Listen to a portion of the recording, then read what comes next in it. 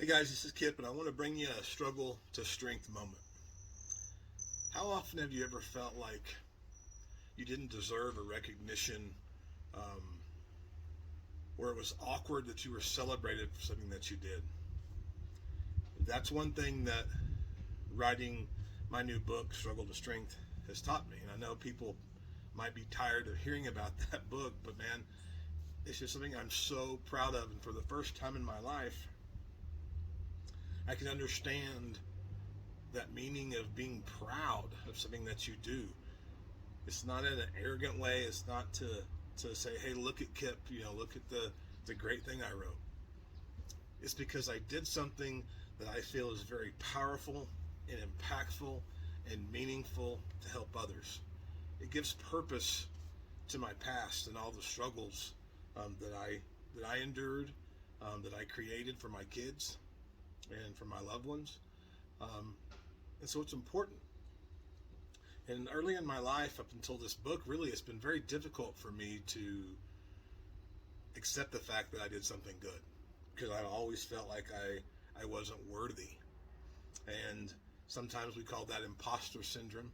And I also got to kind of work through that this past week at the Jostens Renaissance Global Conference in Dallas, Texas. And I went by myself, and most people there were with their staffs or faculties or student groups. But I was there by myself. And as a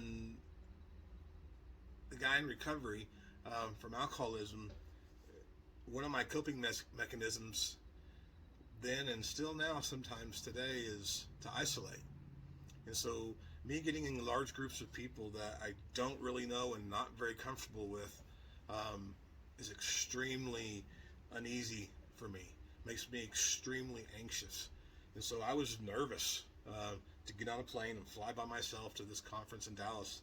Almost 2,000 people in the Hilton Anatole there in Dallas. And I will say that having a good tribe around you, people that want things for you instead of from you.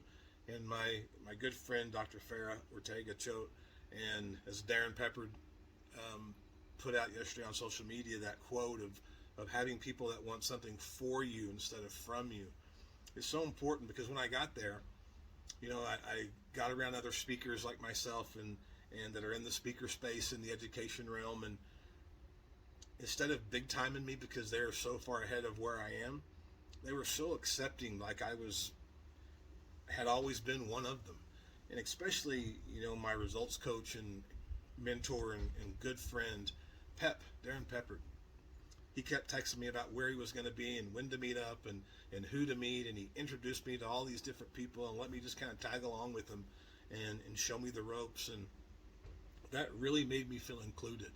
But even that, I still felt a great deal of anxiety. And, like, do I really belong here? Am I really worthy? And as I've grown through these struggles, it's now becoming a strength, because now I feel like I do belong in those spaces. That my story is important and that it matters just like yours does. And it's a God-given gift that I have to be able to relate to people and to speak. I can speak in front of thousands of people and not be nervous and just nail it, because it's just what I do and what I was created for.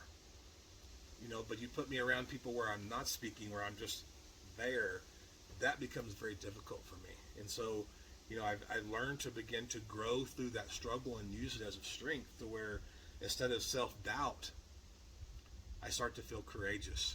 And even though I'm still scared and still have fear, I know I belong. And so I know that I've got to act on that courage and not respond or react to that fear. And so I just wanted to share that with you. I've kind of gone through that this past couple weeks, this past month, with the book coming out and going to this conference. It's the first big conference I've been to alone in my entire life in 55 years. And, it's not about me. That's the cool thing. And some people may see that, and when you achieve things, when you do great things, when you're in your space being a rock star, some people may see that as you being arrogant or all about yourself, and really that's a reflection on them. It's not on you. Because if you're there and you're doing the right thing because it's the right thing to do, then you know it's about others and not about you. And I think knowing that and about my journey and that life is so much bigger than just Kip has allowed me to move past that selfishness and into selflessness. And so again, I just want to encourage you as you struggle, continue to move, keep climbing. You're the greatest miracle in the world. And as you traverse through that struggle, keep your eyes open, because there's a lesson in it that's going to become strength.